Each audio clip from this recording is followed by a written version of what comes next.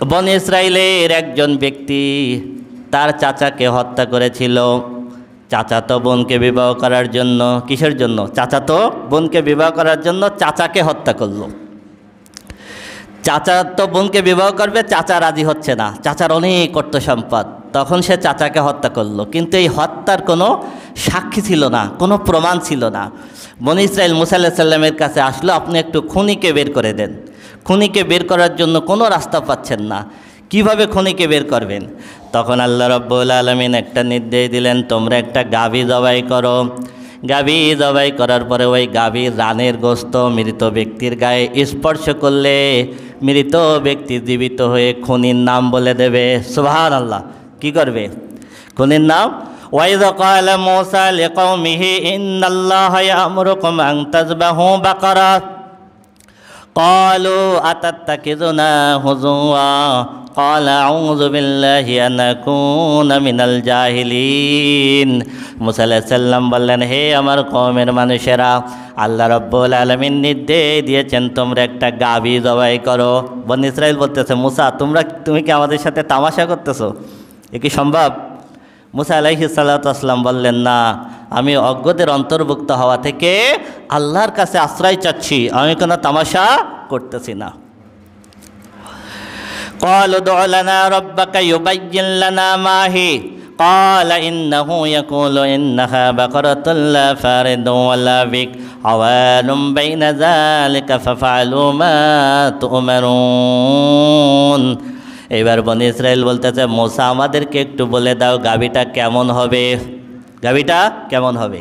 এখানে আল্লাহ একটা শিক্ষা দিচ্ছেন, বেশি প্রশ্ন করলে পরিস্থিতিটা কঠিন হয়। কি হয় পরিস্থিতি? ওদেরকে বলেছে একটা গরু জবাই করো, একটা গরু জবাই করলে কিন্তু হয়ে যায়, কিন্তু জাতি তো বনী ইসরাইল, তাই না?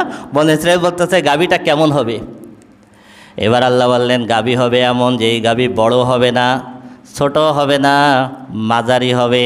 কি হবে? বড় হবে না, ছোট হবে না, মাঝারি হবে। قال إنه يقول إنها بقرة لا فارض ولا بكر عوان بين ذلك فافعلوا ما تؤمرون قالوا ادع لنا ربك يبين لنا ما لونها। বনী ইসরাইল বলতেছে, মূসা একটু বলে দাও গাভীর কালারটা কি হবে, কি হবে গাভীর রং কি হবে। قال إنه يقول إنها بقرة صفراء। এবার আল্লাহ বলে দিলেন গাভী হবে হলুদ রঙের। দেন যত প্রশ্ন করতেছে তত কঠিন হচ্ছে, তাই না? হলুদ রঙের গাভী পাওয়া যায়? যায় না তো। ফাকিউল লাউনহা তাসুররুন নাযিরিন, যেই গাভী দেখার সঙ্গে সঙ্গে দর্শকের দৃষ্টি আকর্ষণ করবে। ক্বালু উদউ লানা রাব্বাকা ইউবাইয়্যিন লানা মা হি ইন্নাল বাকারাতা শাবাহা আলাইনা ওয়া ইন্না ইনশাআল্লাহু লামুহতাদুন। قال إنه يقول إنها بقرة لا ذلول تثير الأرض ولا تسقي الحرث مسلمة لا شية فيها قالوا الآن جئت بالحق فذبحوها وما كادوا يفعلون। এবার ওরা বলতেছে গাভীর ব্যাপারে আরও একটু বিস্তারিত বলেন যাতে আমরা পুরাপুরি বুঝতে পারি। এবার আল্লাহ বলতেছেন গাভী হবে এমন যেই গাভী কোনোদিন চাষাবাদে ব্যবহার করা হয় নাই, যেই গাভী দিয়ে কোনো দিন পানি সেচ দেওয়া হয় নাই, যেই গাভী শরীরে কোনো খুঁত থাকবে না। এইবার কি হয়ে গেল? বড় হবে না, ছোট হবে না, হলুদ রঙের হতে হবে, চাষাবাদে ব্যবহার হলে হবে না, পানি সেচে ব্যবহার হলে হবে না, তার গায়ে কোনো খুঁত থাকলে হবে না। এইবার বনী ইসরাইল খোঁজা শুরু করে দিল, কোনো জায়গায় এই গাভী খুঁজে পায় না, কোনো জায়গায়। আর একজন নেককার ব্যক্তি ছিল, দিনদার ব্যক্তি ছিল। এই ব্যক্তি মৃত্যুবরণের আগে তার একটা ছোট্ট সন্তান ছিল। এই সন্তানের জন্য তিনি একটা গাভী জঙ্গলে ছেড়ে দিয়েছিলেন। কি করে দিয়েছিলেন? আল্লাহ, আমার ইন্তেকালের পর আমার ছেলে যদি বড় হয় তাহলে আমার ছেলেকে এই গাভীর দ্বারা তুমি একটা ভালো ব্যবস্থা করে দিও। এই যে সন্তান, এই সন্তান খুবই পিতামাতা ভক্ত ছিল। তো এই যে গাভীটা ছেড়ে দিয়েছিলেন, এই গাভী কোনো মানুষের কাছে আসতো না, মানুষ দেখলেই দৌড় দিত। এই সন্তান যখন একটু বড় হলো, বড় হওয়ার পরে তার মা বললেন, তোমার জন্য তোমার পিতা একটা গাভী রেখে গেছেন, তুমি একটু যেয়ে ওটা খুঁজে নিয়ে আসো। ওই বাচ্চা যখন গাভীটা খুঁজতে গেলেন, গাভী ওই বাচ্চার কাছে দৌড়ে চলে আসলো। সুবহানাল্লাহ। এইবার এই বাচ্চা গাভী নিয়ে বাজারে তুলল বিক্রি করার জন্য। আল্লাহ রব্বুল আলামিন দুইজন ফেরেশতা পাঠালেন। দুইজন ফেরেশতা এসে গাভীর দরদাম জিজ্ঞেস করলো। বাচ্চা যখন দাম বলল, তখন ওই দুইজন বলতেছে, আমরা মানুষ না, আল্লাহর পক্ষ থেকে ফেরেশতা, তুমি এই গাভীটা এখন বিক্রি করবা না, বরং বনি ইসরাইল একটা গাভী খুঁজতেছে।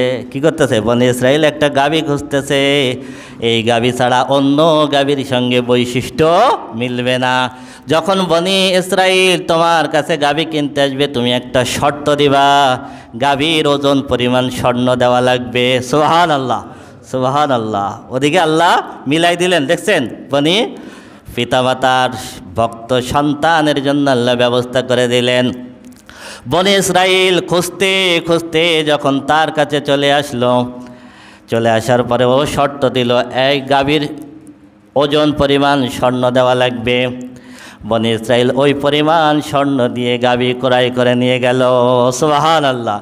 ওয়াইদ কাতালতুম নাফসান ফাদ্দারাতুম ফিহা আল্লাহু মুখরিজুম মা কুনতুম তাকতুমুন ফাকুলনা দ্রিবুহু বিবাদিহা কাযালিকা ইউহয়িল্লাহুল মাউতা ওয়া ইউরিকুম আয়াতিহি লাআল্লাকুম তাকিলুন। গাভী এনে যখন ওর সঙ্গে স্পর্শ করলো, সে জীবিত হয়ে মৃত ব্যক্তির নাম, ভাতিজার নাম বলে দিয়ে আবার মারা গেল। আল্লাহ রব্বুল আলামিন বললেন, এভাবেই আমি রব্বুল আলামিন মৃতকে জীবিত করব। সুবহানাল্লাহ। এভাবে আমি আল্লাহ। সুম্মা কাসাত কুলুবুকুম মিন বাদি যালিকা ফাহিয়া কাল হিজারাতি আও আশাদ্দু কাসওয়া ওয়া ইন্না মিনাল হিজারাতি লামা ইয়াতাফাজ্জারু মিনহুল আনহার ওয়া ইন্না মিনাল হিজারাতি লামা ইয়াতাফাজ্জারু মিনহুল আনহার ওয়া ইন্না মিনহা লামা ইয়াশাক্কাকু ফায়াখরুজু মিনহুল মা ওয়া ইন্না মিনহা লামা ইয়াহবিতু মিন খাশিয়াতিল্লাহ ওয়া মাল্লাহু বিগাফিলিন আম্মা তা'মালুন। আল্লাহ বলতেছেন, এত কিছু দিয়ে তোমাদেরকে বোঝালাম, এতভাবে আমি রব্বুল আলামিন তোমাদেরকে বোঝালাম, তারপরও তোমাদের অন্তরটা পাথর, অথবা পাথরের থেকেও তোমাদের অন্তর কঠিন হয়ে গেল। কি হয়ে গেল? পাথরের থেকেও তোমাদের অন্তর কঠিন। আল্লাহ বলতেছেন, কারণ পাথর আল্লাহর ভয়ে কাঁদে। আল্লাহ রব্বুল আলামিন এখানে পাথরের 3 ধরনের কান্না বর্ণনা করেছেন। কয় ধরনের? 3 ধরনের কান্না। 1 নম্বর হলো পাথর আল্লাহর ভয়ে কাঁদে। এই কাদার কারণে পাথর পেড়ে ফেটে আল্লাহ রব্বুল আলামিন নদী প্রবাহিত করে দেন। সুবহানাল্লাহ। ঝর্ণা প্রবাহিত করে দেন। আর 2 নম্বর হলো পাথর আল্লাহর ভয়ে ফেটে যায়। ফেটে যাওয়ার কারণে টপ টপ করে তার ভিতর থেকে পানি বের হয়। 3 নম্বর হলো কোনো পাথর আল্লাহর ভয়ে থরথর করে কাঁপে, কাঁপতে কাঁপতে পাহাড়ের উপর থেকে খসে পড়ে। দেখেন, কান্না 3 ধরনের। 1 নম্বর হলো চোখ থেকে ঝরঝর করে পানি পড়বে। আর 1 ধরনের কান্না হলো আপনার বুক ফেটে যাবে, চোখ থেকে আস্তে আস্তে 1 ফোঁটা 2 ফোঁটা পানি বের হবে। আর 3 নম্বর, অধিক শোকে মানুষ পাথর হয়ে যায়, অন্তর ফেটে চৌচির হয়ে যায়, চোখের থেকে পানি বের হয় না। আল্লাহ বলেন, 3 ধরনের কান্না পাথরের ভিতর আছে। আমি রব্বুল আলামিন তোমাদের কাছে এত নিদর্শন দিই, পাথর কাঁদে, তোমাদের অন্তর পাথরের থেকেও কঠিন হয়ে গেছে, তোমাদের অন্তর নরম হয় না। এত বোঝায়, তারপরে কি হয় না? তোমরা পাথরের থেকেও কঠিন হয়ে গেছো, পাথরের থেকেও কঠিন হয়ে গেছো।